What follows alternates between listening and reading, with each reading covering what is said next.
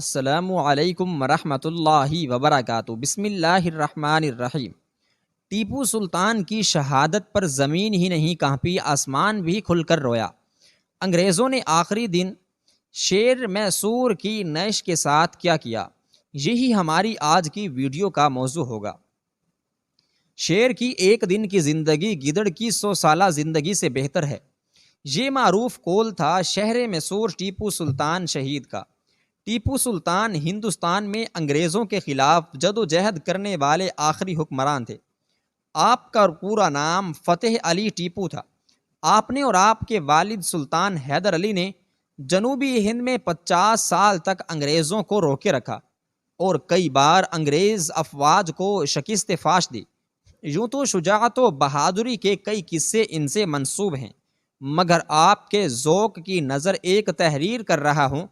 انگریزوں کی سپاہ ایک خون ریز معرکہ میں سرنگا پٹنم فتح کر چکی تھی، مگر ڈیوک آف ولنگٹن کو ابھی تک اپنی فتح کا یقین نہیں آ رہا تھا۔ وہ عالم تصور میں میسور کے شیر کو ایک خوفناک دھاڑ کے ساتھ اپنے اوپر حملہ آور ہوتا دیکھ کر چونک جاتا تھا۔ اس کی سپاہ سرنگا پٹنم کے میدان میں جمع ہونے والے محب وطن شہیدوں کے نعشوں میں میسور کے شیر کو تلاش کر رہے تھے۔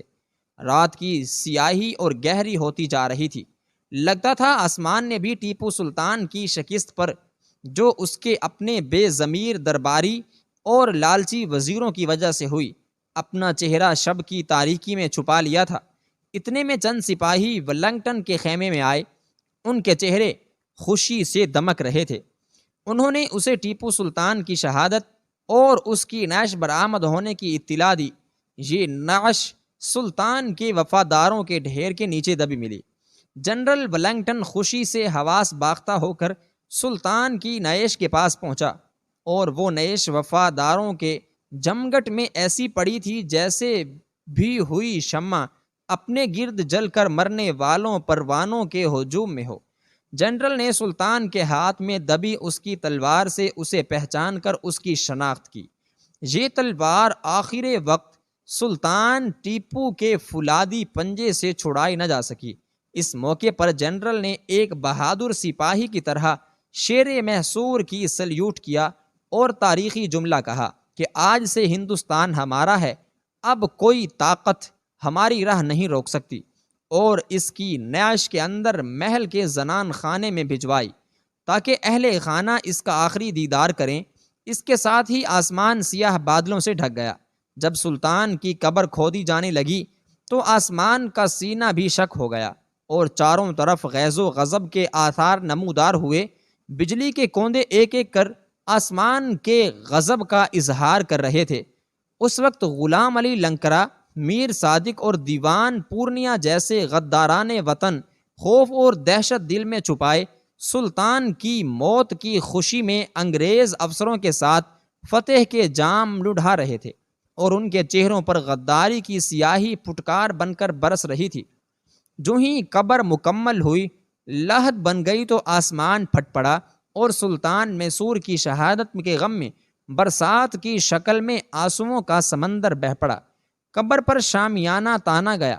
محل سے لے کر قبر تک جنرل ولنگٹن کے حکم پر سلطان میسور کا جنازہ پورے فوجی اعزاز کے ساتھ لایا گیا۔ فوجیوں کے دور میں قطار نے کھڑے ہو کر ہندوستان کے آخری عظیم محب وطن بہادر جنرل اور سپوت کے جنازے کو سلامی دی۔ میسور کے گلی کوچوں سے نالو شیون بلند ہو رہا تھا۔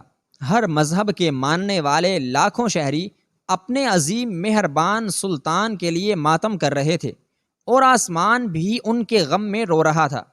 جنرل ولنگٹن کے سپاہ نے آخری اسلامی کے راونڈ فائر کیے، اور میسور کی سرزمین نے اپنے ایک عظیم سعادت مند اور محب وطن فرزند کو اپنی آغوش میں ایک مادر مہربان کی طرح سمیٹ لیا۔ اس موقع پر سلطان کے معصوم چہرے پر ایک ابدی فاتحانہ مسکراہٹ نور بن کر چمک رہی تھی۔ آج بھی ہندوستان کے ہزاروں باسی روزانہ اس عظیم مجاہد کی قبر سرملا کسی مذہب و ملت کی تفریق کے حاضر ہو کر قبر پر بلا کسی مذہب و ملت کی تفریق کے حاضر ہو کر سلامی دیتے ہیں۔